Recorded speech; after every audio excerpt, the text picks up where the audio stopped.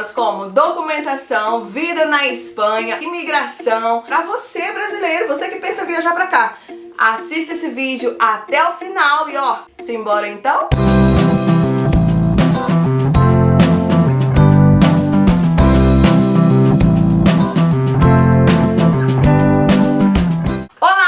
Bem-vindos a mais um vídeo aqui do meu canal. Deixa seu like aí e seu comentário. Para responder dúvidas de vocês, nós temos dois doutores advogados que trabalham com excelência aqui em Madrid, aqui na Espanha, pessoal. Doutor Souza, doutor Fabiano.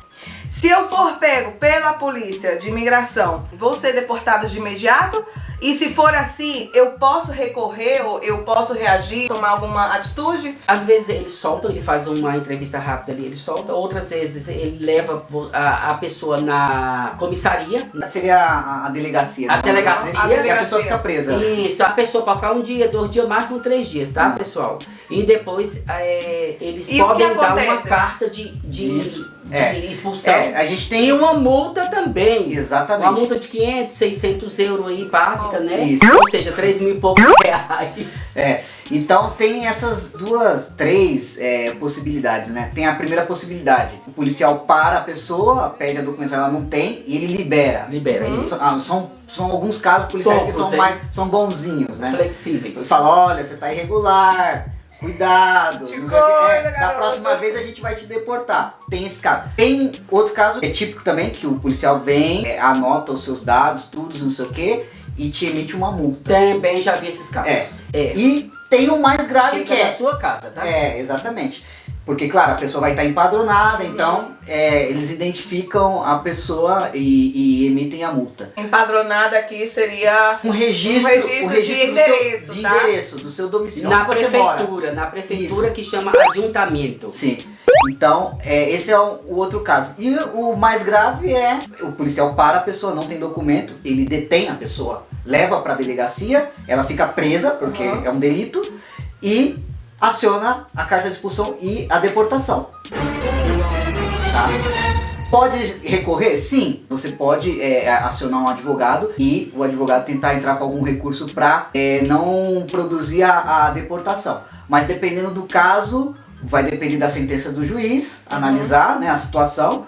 Vocês já tiveram casos assim? Olha, eu particularmente não. Eu já tive, tá? Já teve? Eu particularmente não, mas assim, meus companheiros como o Souza, como outros advogados já tiveram casos. E tem casos que conseguem reverter, outros não, né? Depende da sentença do juiz, porque de fato, se a gente for no pé da letra da legislação, é deportação. E também, pessoal, abrindo só um parênteses, essa multa que chega pra você, ou eles te dão ali na hora, carta? Isso, eles registram, tá? Isso daí fica no registrado. E na hora que você vai entrar com algum procedimento, algum processo, alguma coisa não pense que eles esqueceram. Tá, você vai ter que pagar isso daí. Claro que essa multa também prescreve, tem um prazo de prescrição dela. E mais ou menos, tu sabe quando? 1 ano e meio, 2 anos, mais ou menos ela prescreve. Tem gente que pode, que não entendeu, deixa aí seu comentário, deixa aí sua pergunta aqui embaixo, tá? Não esquece, deixa seu like aí, se inscreve no canal, ativa o sininho e vamos continuar, porque tem muito mais, tem muita gente com muita dúvida e quer entender todo esse processo de coisas que tenham relação aqui com a Espanha. Vamos à seguinte pergunta então, que seria: quanto tempo tenho que esperar para solicitar a minha documentação na Espanha? Gente, para solicitar a documentação, que é por arraigo social, são 3 anos. A gente tem que abrir um parênteses também e esclarecer que não é o simples fato da pessoa estar há 3 anos na Espanha, muitos que estão aqui de forma irregular, 3 anos, que com 3 anos ela já tem direito a ter uma residência. Não. Vamos explicar.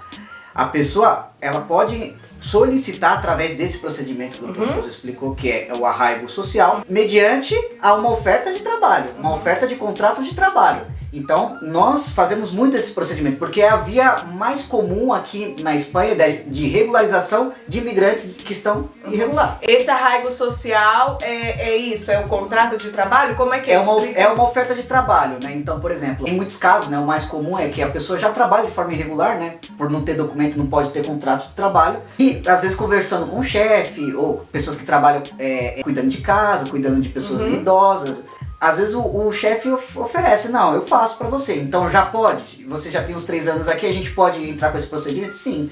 Então eu faço um contrato, né, que a gente chama um pré-contrato, né?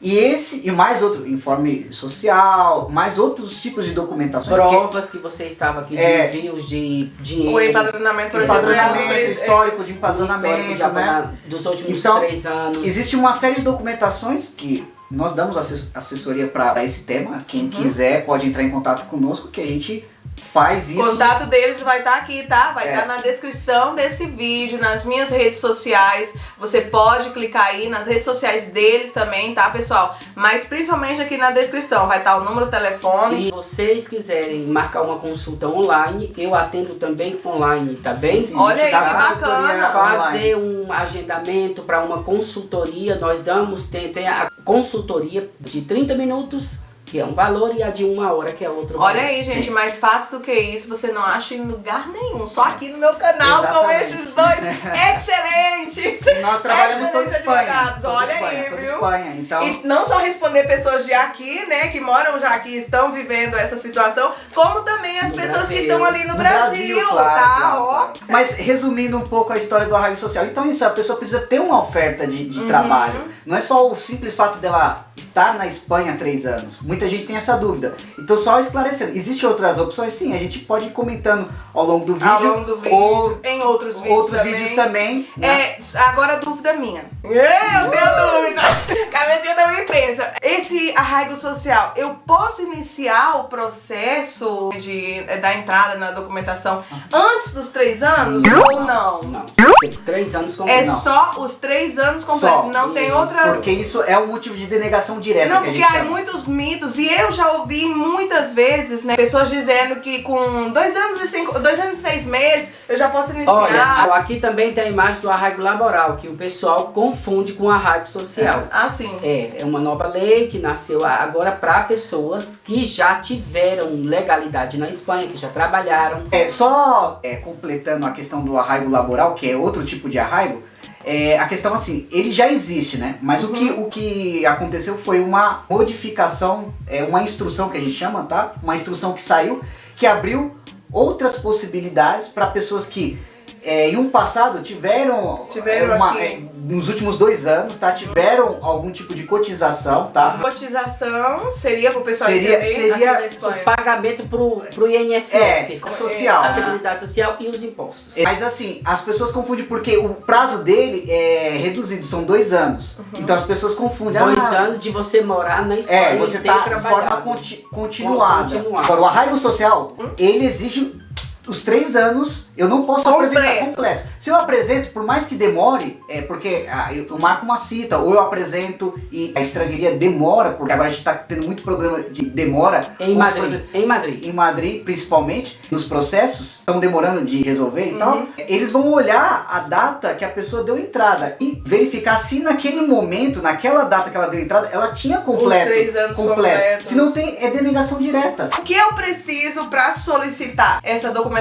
O que é preciso? Pro arraigo social, tem que ter os antecedentes penais. Tem que ser apostilado. Saber se você cometeu algum crime. Depois tem que traduzir aqui. Pessoas que já cometeram não pode. Se a pessoa tem algum tipo de condenação, já que a gente chama trânsito em julgado no Brasil, que seria a sentença final, condenada a algum tipo de crime, vai constar no antecedente criminal que ela tem. E aí já a gente não pode dar entrada, porque um dos requisitos é não ter antecedentes criminais. E também, pessoal, o arraigo social também é para brasileiros que tem algum filho aqui. O filho legaliza o pai e a mãe, tá? Reagrupamento seria ou não? Não, é um arraigo mesmo. É uma outra questão outra modalidade que o filho legaliza o pai e a mãe. Eles pegam uma tarjeta que a gente fala, que é uma identidade espanhola de 5 anos. Isso, mas aí é o arraigo familiar. O arraigo familiar que a gente tem muita dúvida também entre o arraigo social e o familiar. E tem a reagrupação familiar que a gente deixa para outro vídeo também, que são parentes. Ou seja, que vai vir mais vídeos por aí, tá? Então, basicamente, resumindo o básico dos documentos que a gente precisa pro arraigo social, seria o antecedente criminal do Brasil, legalizado, apostilado, com tradução juramentada. Isso, a tradução, a tradução tem que ser feita aqui na Espanha, não vale tradutor do Brasil. E o antecedente criminal tem que ser emitido pela Polícia Federal, não pode ser aqueles pelo Estado, tá? Pela civil, pela civil, né? Tem que ser o federal que tem a informação completa. São série de requisitos, por isso que é muito importante consultar. Uma oferta de contrato de trabalho, tá? Um informe social, de arraigo social. E a prova dos 3 últimos anos. Isso, e documentação que comprove que a pessoa está... Bônus, metro, transporte. Sim, é isso que você tá falando aí. Então, assim, é aconselhável guardar todos esses papéis de compra que tu faz, bônus transporte. Porque são provas que a gente apresenta. Provas físicas que a pessoa vive aqui. Que a pessoa vive aqui continuamente, porque o requisito da lei, ele fala 3 anos contínuos, não sair. Então eu tenho que provar que eu estive na Espanha 3 anos consecutivos sem sair da Espanha. Isso. Então a única forma, não só o empadronamento em si só, ele não é suficiente para justificar. E nem o carimbo de entrada no seu passaporte é suficiente para justificar. E tem gente que acredita que é. Só isso não é suficiente. A continuidade eu provo de outras formas também. Então, movimentos bancários, se eu tenho alguma conta, envios de remessa de dinheiro para o Brasil ou para qualquer outro país, compras no meu nome que eu fiz, né? O cartão de transporte público. Tudo isso conta. Ajuda. Então, resumindo essa parte, vamos para a próxima pergunta, que seria a seguinte: se eu casar com um espanhol ou ter um filho aqui no país, na Espanha, terei direito a solicitar a minha tarjeta de residência, ou seja, a documentação, que foi o que nós já falamos, né? Eles já falaram. Sim, casando, tendo filho ou a união civil. Exatamente. A união estável, você vai pegar uma tarjeta comunitária se você for casado com um espanhol ou um cidadão pertencente à comunidade europeia. Tarjeta comunitária é o mesmo que o NIE? Sim, vamos explicar. Porque assim, o NIE, o que significa a palavra NIE? NIE é número de identificação do estrangeiro. Tá? É um número que você registra quando você vai tirar algum documento na Espanha para residir. Então eles te dão esse número de identificação. Seria como um RG. A diferença é que o nome do seu esposo ou da esposa vem atrás, porque o europeu, ele fica responsável por você. Bem como dependente, né? De qualquer ato. Entendeu? E é mais do que isso, ele responde por você. Eu sou dependente do meu marido. Sim, quando a pessoa eu sempre falo brincando que eles são os seus donos, sabe? Você tá vendo aí, Dani? Você é meu dono. Você conseguiu a nacionalidade espanhola, que você conseguiu a nacionalidade espanhola e você já eu já tô na entrada, hein?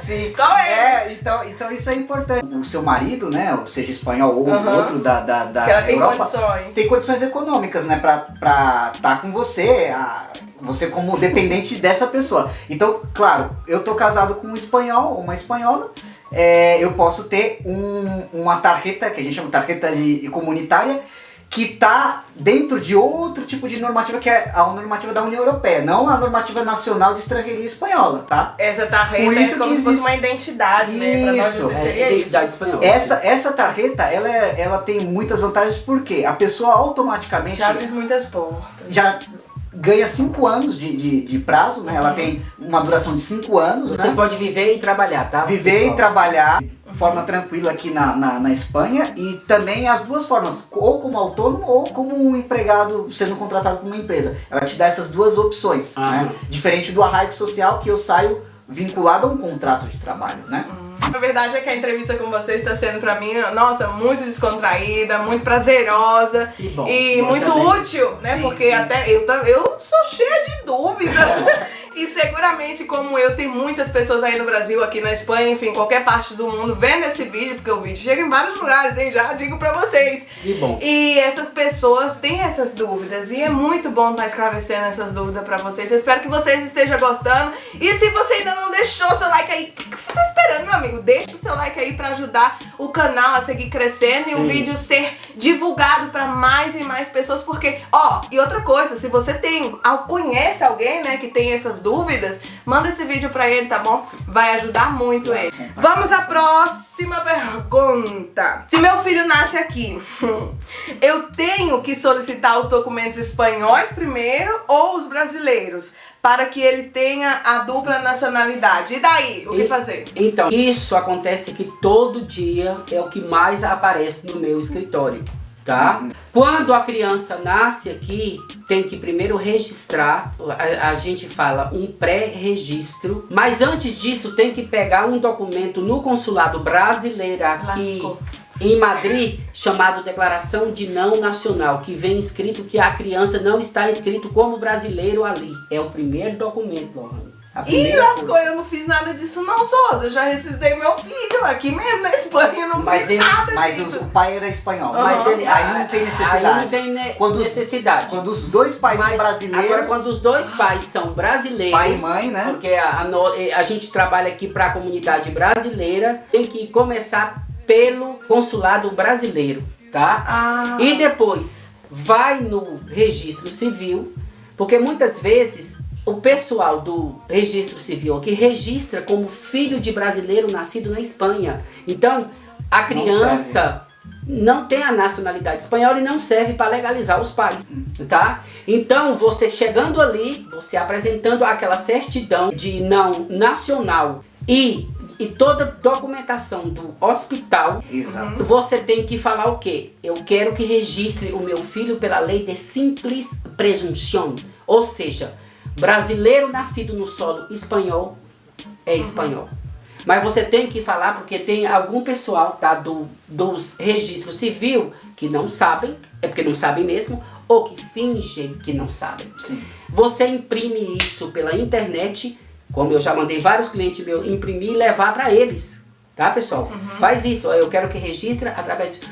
Nunca, pelo amor de Deus, não vai no consulado brasileiro e registra o seu filho como brasileiro, porque o seu filho vai perder a nacionalidade espanhola. Nossa, isso é muito sério, gente. Sério. Já aconteceu várias pessoas que eles nasceram aqui, o filho nasceu, correu lá primeiro no consulado e registrou como brasileiro. Gente, e daí já perdeu, não já tem perdeu. nada que fazer. Não tem nada que fazer, porque assim, essa lei de simple presunção, ela tá escrita no artigo, se eu não me engano, 17 do Código Civil Espanhol. Então, quando uma pessoa é apátrida, né, quando ela não tem nacionalidade, ela pode, por simples presunção, adquirir a nacionalidade espanhola, a cidadania espanhola, né?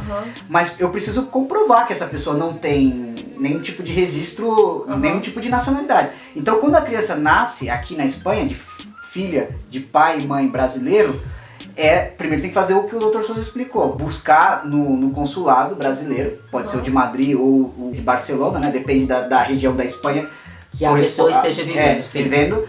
Esses dois consulados, um atende mais a parte norte, o outro atende mais a parte sul da Espanha. Dependendo do consulado que for da sua região, que atende a sua região, você tem que solicitar esse documento que é o certificado de declaração de não nacional.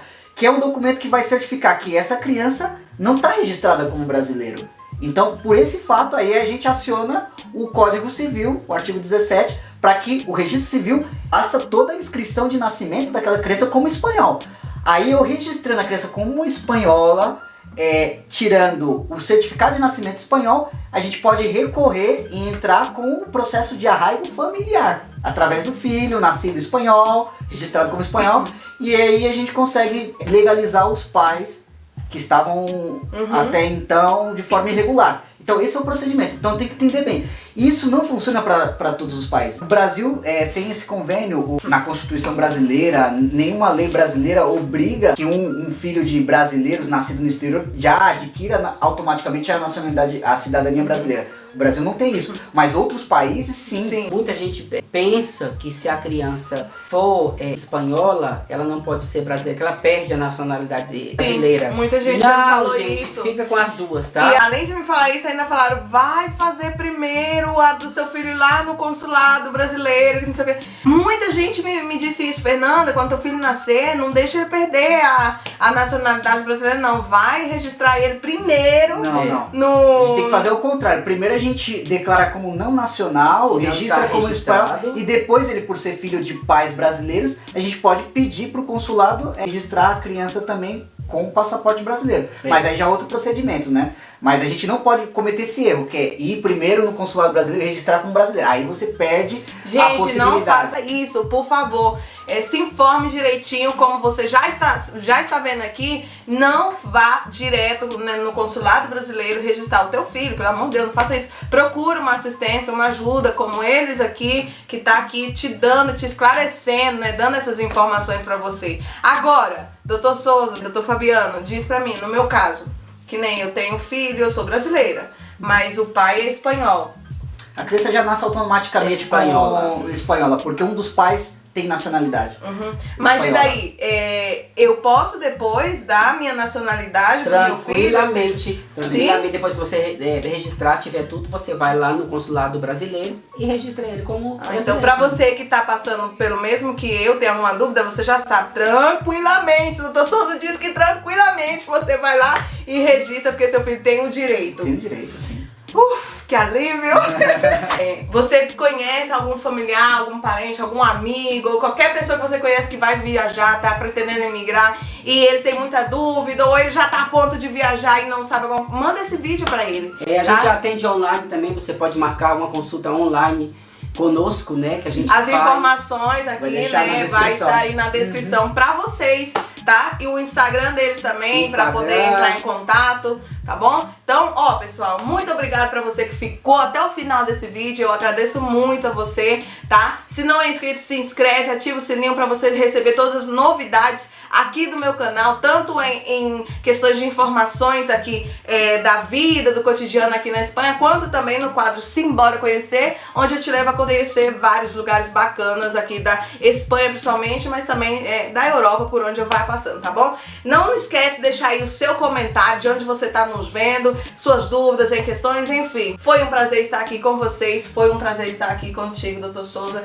contigo, doutor Fabiano. Eu super amei essa entrevista, até eu mesma aprendi muito com vocês aqui hoje. Tirei muitos mitos da minha cabeça, muitas dúvidas, até minha sobrinha que tá ali de cameraman. Então assim, gente, fiquem com Deus, um beijo pra você e tchau, tchau, até o próximo vídeo, tchau!